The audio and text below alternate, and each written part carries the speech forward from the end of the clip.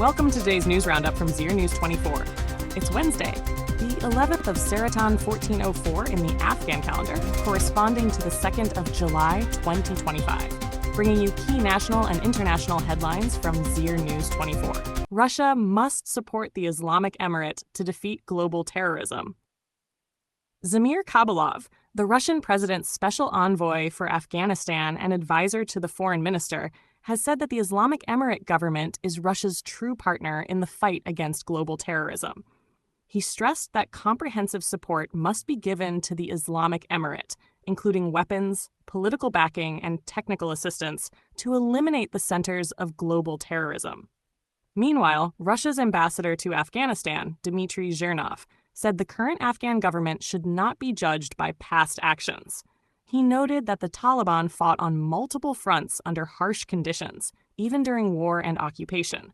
Zhernov added that ISIS, which Russia designates as a terrorist group, has fought against the Islamic Emirate, and this conflict continues. Over 2 million undocumented Afghan returnees since 2023.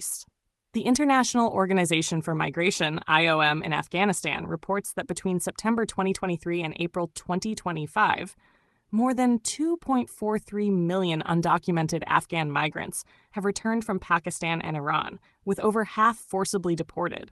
The IOM says thousands of Afghan families return daily, many headed by women and facing serious challenges. Over 1 million returnees have received vital humanitarian aid, including protection services, legal case management, and emergency support for rent, food, and winter supplies. Afghan ambassador officially begins mission in Russia, according to Hafiz Zia Ahmad Takal, head of public relations at the Ministry of Foreign Affairs. Malawi Gulhassan Hassan has officially started his duties as Afghanistan's new ambassador and extraordinary envoy to the Russian Federation. In an introductory meeting with embassy staff in Moscow, Hassan pledged full dedication to his work and close cooperation with his team. The Ministry of Foreign Affairs has called Russia's formal acceptance of the ambassador a significant diplomatic step and hopes it will further strengthen political, economic, and other ties between the two nations. Unhabitat. Over 9 million Afghans live in informal settlements. The UN Habitat Afghanistan office reports that more than 9 million Afghans live in informal settlements without access to essential services. According to Country Director Stephanie Luce, the program will focus on improving living conditions and creating opportunities for the most vulnerable people during this critical period. Trump, Israel ready for ceasefire with Hamas. U.S. President Donald Trump has said that Israel is ready for the conditions required for a 60-day ceasefire. His statement came as at least 109 Palestinians were killed in Israeli attacks on Gaza. Trump has called on Hamas to accept the ceasefire proposal. Despite Trump's claim that Netanyahu wants to end the war, Israeli attacks continue. In the latest strikes, 16 Palestinians were killed while gathering at a humanitarian aid center in Gaza. Since May, nearly 600 Palestinians have been killed while attempting to receive aid from distribution points. Over 170 international charities and humanitarian organizations have called for the closure of Gaza's main aid agency, saying it violates international humanitarian principles and has left Palestinians facing a choice between starvation and death. Iran halts cooperation with the IAEA, sparking global reaction. Iranian President Masoud Pezeshkian has signed a law halting cooperation with the International Atomic Energy Agency, IAEA. The law, passed by Iran's parliament a week ago, means inspectors will now need permission from Iran's Supreme National Security Council to access nuclear sites. The move triggered international responses. Israel's foreign minister urged European countries to reinstate all sanctions on Iran, while Germany called the decision a dangerous signal and stressed Iran must work transparently with the IAEA.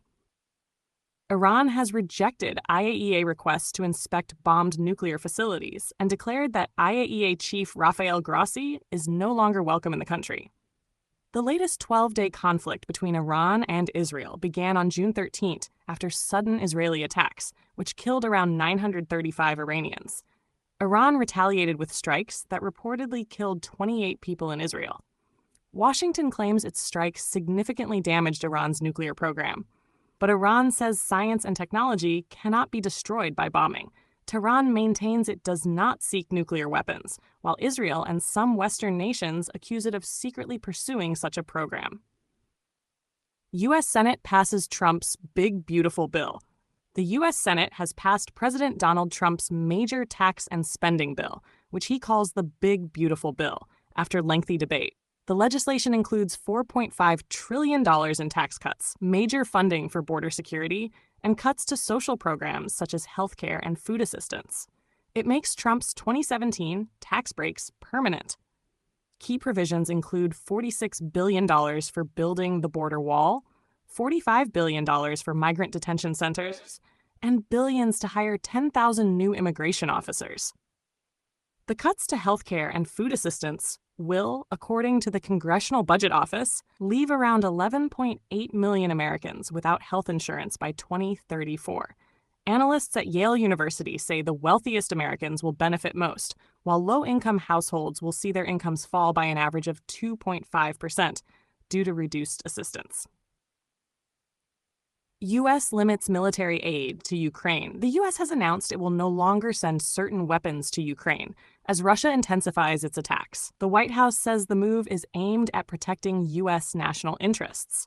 Ukraine has expressed concern, warning that reduced aid will embolden Russia and prolong the war. Russia welcomed the decision, saying it could help bring peace closer. Previously, the U.S. provided more than $66 billion in weapons to Ukraine. The move is seen as part of Trump's new policies to limit America's global military involvement and strengthen domestic readiness. That wraps up today's news bulletin. Follow us on Facebook, Instagram, YouTube at ZeerNews24.